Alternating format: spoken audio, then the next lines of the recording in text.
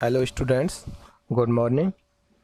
Myself Deshmukh Singh, Assistant Professor Chemistry, Government College Dholpur. आज की हम क्लास में जैसा कि आप स्क्रीन पर देख पा रहे हैं एक नई रीअरेंजमेंट के बारे में डिस्कस करने वाले हैं जिसका नाम है कर्टिस रीअरेंजमेंट। इस रीअरेंजमेंट को साइंटिस्ट कर्टिस के द्वारा ऑब्जर्व किया गया, इसलिए इसे कर्टिस रीअरेंजमेंट बोला जाता है। ये रीअरेंजमेंट भी हमारा एक ऐसे रीअरेंजमेंट का एग्जाम्पल है जिसमें कार्बन टू नाइट्रोजन माइग्रेशन होता है। जैसे कि कार्बन टू नाइट्रोजन माइग्रेशन के अनदर एग्जाम्पल्स के रूप में हमने हॉफमैन और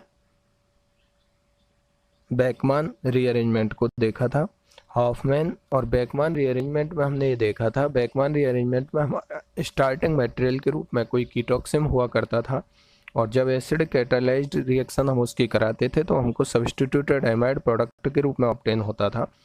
लेकिन जब हमने बात की थी हॉफमैन रीअरेंजमेंट की, तो हॉफमैन रीअरेंजमेंट में हमारा या तो कोई मोनो सब्स्टिट्यूटेड एमाइड हुआ करता था या अनसब्स्टिट्यूटेड एमाइड हुआ करता था और उसकी रिएक्शन हम ब्रोमीन और किसी स्ट्रॉन्ग बेस NaOH या KOH के साथ कराते थे तो हमको एक कम कार्बन की एमीन ऑब्टेन हो रही थी, 1 डिग्री एमीन, जिसको हमने हॉफमैन डिग्रेडेशन के नाम से जाना था। ये हम लास्ट वीडियोज में डिस्कस कर चुके हैं। कर्टिस रीअरेंजमेंट भी इसी का एक एग्जाम्पल है जिसमें कार्बन टू नाइट्रोजन माइग्रेशन होता है। नेक्स्ट वीडियोज में हम सिमेट रीअरेंजमेंट की बात करने वाले हैं, उसमें भी कार्बन टू नाइट्रोजन माइग्रेशन होता है। अब बात आती है इस रीअरेंजमेंट में स्टार्टिंग मटेरियल की। तो देखिए यहाँ पर इस रीअरेंजमेंट का जो स्टार्टिंग मटेरियल होता है वो कोई एसिल एजाइड होता है। क्या होता है? Acyl azide. इस रीअरेंजमेंट का कोई स्टार्टिंग मटेरियल एसिल एजाइड होता है। एजाइड आप जानते हो N3 ग्रुप होता है और एसिल ग्रुप हम बोलते हैं वो होता है RCO। तो एक तरीके से RCON3 इसका हमारा एक स्टार्टिंग मटेरियल होगा और इस रीअरेंजमेंट में वो एसिल एजाइड रिएक्ट करके आइसोसाइनेट में कन्वर्ट होता है, जैसे वहाँ कन्वर्ट हुआ था हॉफमैन रीअरेंजमेंट में, और फिर बाद में फाइनली वो क्या देता है हमको? प्राइमरी एमीन देता है। Degradation of 1 carbon atom is known as Curtius rearrangement. यहाँ भी एक कम कार्बन आपको दिखाई दे रहा है, 1 डिग्री एमीन बनती है तो ये CO ग्रुप वहाँ से बाहर हो जाता है और बाहर होगा एक कम कार्बन की एमीन, आपको 1 डिग्री एमीन ऑब्टेन होगी। तो ऑब्वियसली ये भी एक डिग्रेडेशन रिएक्शन का एग्जाम्पल है। अब हम बात करते हैं कि ये एसिल एजाइड जो इस रीअरेंजमेंट का स्टार्टिंग मटेरियल होता है उसको हम कैसे प्रिपेयर कर सकते हैं। तो the starting material of this rearrangement is acyl azide which are formed by the reaction of sodium azide। मतलब RCON3 आपको बनाना है, उसकी रिएक्शन आप किसके साथ कराएं? Acyl chloride. एसिल क्लोराइड हो गया हमारा RCOCl, उसकी रिएक्शन हम करा देंगे NaN3 के साथ और जब NaN3 के साथ रिएक्शन करा देंगे तो हमारा बन जाएगा RCON3 और ये जो RCON3 है वही हमारा एसिल एजाइड है और यही एसिल एजाइड हमारा आगे इस रिएक्शन में इन्वॉल्व होता है। तो इस एसिल एजाइड को बनाने का एक तरीका क्या है? जब हम एसिल क्लोराइड की रिएक्शन सोडियम एजाइड के साथ करा दें, एक तरीका तो ये है, ठीक है। या फिर हम रिएक्शन करा दें किसकी? नाइट्रस एसिड की। नाइट्रस एसिड का मतलब HNO2 किसके साथ? एसिल हाइड्रोजाइड के साथ। दो तरीके हैं हमारे एसिल एजाइड को बनाने के और उन दोनों तरीकों से हम किसी एक तरीके से एसिल एजाइड बना देते हैं और एसिल एजाइड बनाने के बाद हम उसे आइसोसाइनेट में कन्वर्ट करते हुए प्राइमरी एमीन बना देते हैं प्रोडक्ट के रूप में। ये हमारा कहलाता है कौन सा? Curtis rearrangement. अभी हम देखेंगे कि NaN3 के साथ RCOCl कैसे रिएक्ट करके हमारा एसिल एजाइड बना रहा है, उसी तरीके से HNO2 के साथ एसिल हाइड्रोजाइड रिएक्ट करके एसिल एजाइड किस तरीके से बना रहा है। The acyl azide convert into isocyanate which can be isolated in presence of inert solvent. ये यहाँ पर डिफरेंस है। जब आपने हॉफमैन रीअरेंजमेंट देखा था तो हॉफमैन रीअरेंजमेंट में ना हम नाइट्रीन को आइसोलेट कर पा रहे थे, ना ही आइसोसाइनेट को आइसोलेट कर पा रहे थे, लेकिन कर्टिस रीअरेंजमेंट में थोड़ा मॉडिफिकेशन हुआ। और यदि हम वहाँ कोई इनर्ट सॉल्वेंट काम में ले लें तो इनर्ट सॉल्वेंट की प्रेजेंस में यहाँ बनेगा क्या, आइसोसाइनेट, और इस एसिल एजाइड से, और उस आइसोसाइनेट को हम क्या कर सकते हैं, आइसोलेट कर सकते हैं।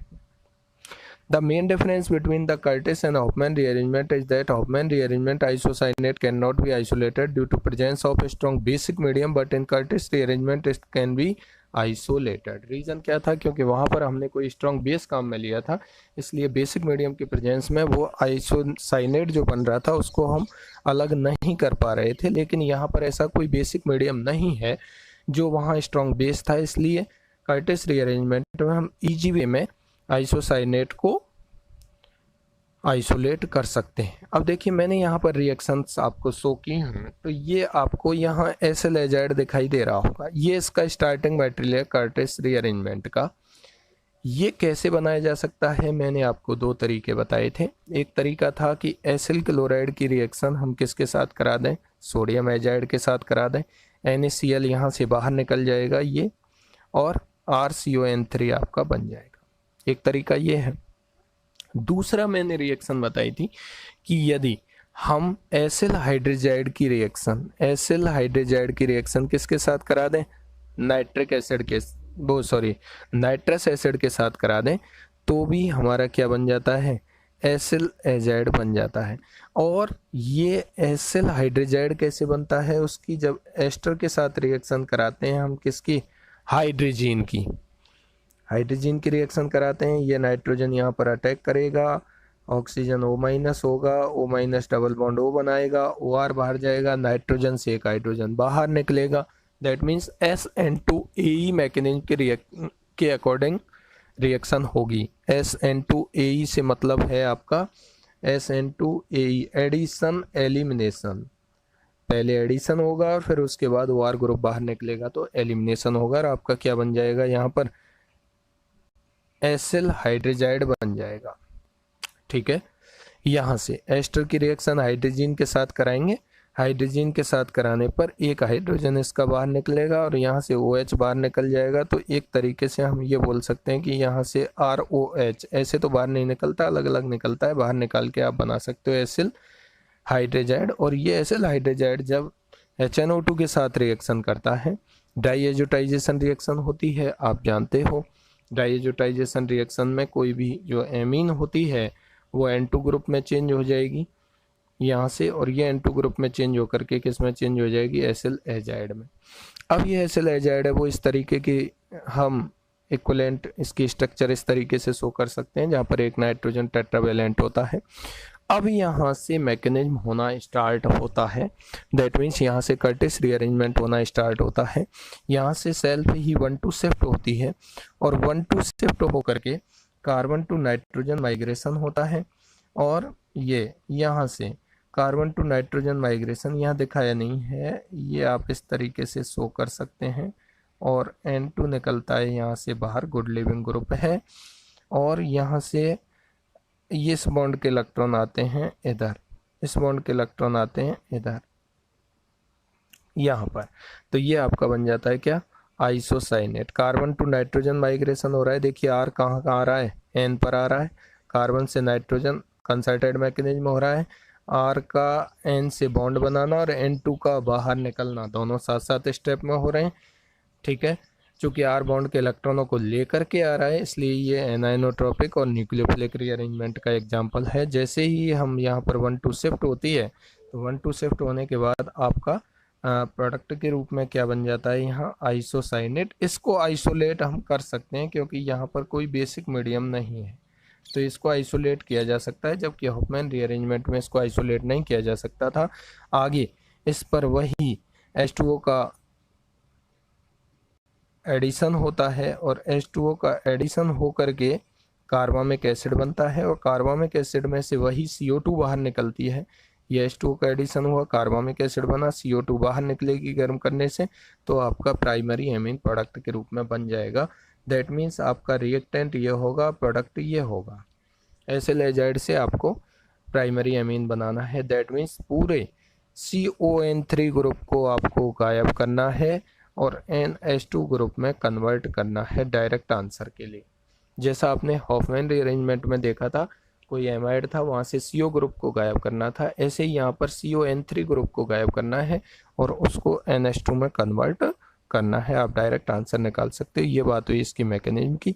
तो यहाँ से आप ये कंक्लूजन निकाल सकते हैं कि एसिल एजाइड को हम 1 डिग्री एमीन में कन्वर्ट कर सकते हैं। एसिल एजाइड को बनाने के 2 तरीके हो सकते हैं, या तो एसिल क्लोराइड की रिएक्शन सोडियम एजाइड के साथ करा दी जाए, या फिर एस्टर की रिएक्शन हाइड्रोजन के साथ करा करके एसिल हाइड्रोजाइड बनाया जाए और उस एसिल हाइड्रोजाइड का डाइजोटाइजेशन करा दिया जाए नाइट्रस एसिड के साथ, तो भी हमारा एसिल एजाइड बन जाता है। फिर उसमें 1-2 शिफ्ट होती है, कार्बन टू नाइट्रोजन माइग्रेशन होता है, एनाइनोट्रोपिक न्यूक्लियोफिलिक होता है, कंसर्टेड मैकेनिज्म होता है, आइसोसाइनेट बनता है। उस आइसोसाइनेट को रिमूव किया जा सकता है। यहाँ भी हमारा नाइट्रीन बन सकती है इंटरमीडिएट के रूप में, ऑब्वियसली नाइट्रीन बनती है। ये वाला पार्ट जब आप देखोगे तो ये वाला पार्ट एक नाइट्रीन की तरह बिहेव करता है, लेकिन नाइट्रीन को यहाँ पर भी आइसोलेट नहीं किया जा सकता क्योंकि N2 को तो बाहर निकलना ही निकलना है। RCON हमारा नाइट्रीन होता है, लेकिन यहाँ पर रीअरेंजमेंट भी साथ साथ होता है, इसलिए यहाँ पर आइसोसाइनेट हमको मिल जाता है। नाइट्रीन को यहाँ भी सेपरेट आउट नहीं किया जा सकता, बट आइसोसाइनेट को आइसोलेट किया जा सकता है। देखिए फीचर्स की जब हम बात करते हैं तो वही फीचर्स हैं जो मैंने अभी आपको बताए। एक तो कार्बन टू नाइट्रोजन माइग्रेशन होता है, न्यूक्लियोफिलिक और एनाइनोट्रोपिक होता है। दैट मीन्स जो माइग्रेटिंग ग्रुप है वो उस बॉन्ड के इलेक्ट्रॉनों को लेकर के आता है। कंसर्टेड मैकेनिज्म होता है, इंट्रामोलिकुलर प्रोसेस के थ्रू होता है। यदि माइग्रेटिंग ग्रुप आपका कायरल है तो उसके कॉन्फ़िगरेशन में कोई डिफरेंस नहीं आता। दैट मीन्स यदि उसकी कोई स्टीरियो है, उसका कोई कॉन्फ़िगरेशन R है, तो रिएक्टेंट में जो कॉन्फ़िगरेशन है वही प्रोडक्ट में मेंटेन रहता है। अगला जो मैंने लिखा है जो इम्पोर्टेंट है इसमें कि नाइट्रीन intermediate is form but it can not be isolated. ये मैंने बताया था, हॉफमैन भी ऐसा होता है, नाइट्रीन इंटरमीडिएट बनती है। कर्टिस में भी ऐसा होता है, सिमेंट में भी ऐसा होगा, नाइट्रीन इंटरमीडिएट बनती है, तो उसे आइसोलेट हम नहीं कर सकते हैं। बट हॉफमैन और कर्ट में ये डिफरेंस है कि आइसोसाइनेट को हम सेपरेट आउट कर सकते हैं। आइए कुछ एग्जांपल्स इस रीअरेंजमेंट के देखते हैं। सीधा सा मैंने आपको तरीका बताया था कि कोई एजाइड आपको दिया हुआ हो तो CON3 ग्रुप को बाहर करो और NH2 ग्रुप को इंसर्ट कर दो, आपका डायरेक्ट आंसर आ जाएगा।